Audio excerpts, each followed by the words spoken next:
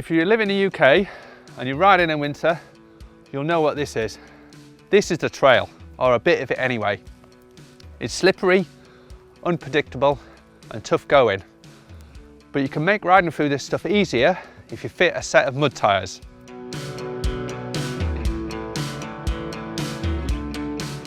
When buying a mud tyre, there's three things to consider. First, width. The fattest mud tyres are around 2.5 inches, the thinnest something like a 1.8 to 1.5 inches. If you ride in a part of the country that's clay based, it's going to be a lot more sticky and your frame will clog a lot quicker. So I would fit a 1.5, 1.8 inch tyre. This will collect less mud and offer better clearances. The thinner profile will also cut through or dig into the soft surface. If on the other hand, it's rocky where you ride, say for example in the Lake District or certain parts of Yorkshire, you'll want a fatter tyre. This has more cushioning and crucially, better pinch flat protection. Because the last thing you want when your bike is covered in mud and it's freezing cold is to have to mend a puncture. The second thing to consider is tread pattern. The majority of mud tyres look like this. Square knobs in rows with big channels between them for mud to escape. To increase bite, most of the square knobs will have a uniform height and won't have chamfered leading edges.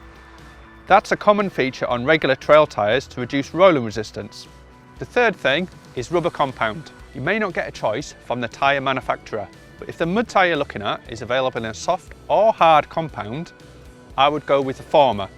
It will grip better on roots and wet rocks. A good compromise is to fit a hard tyre on the rear.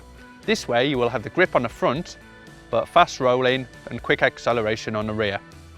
Two other things worth mentioning: run your mud tyres tubeless. This may seem like a messy business, but if you ride over a thorn or a flint on a freezing cold day, you're going to have to mend that puncture with cold hands and your bike covered in clag.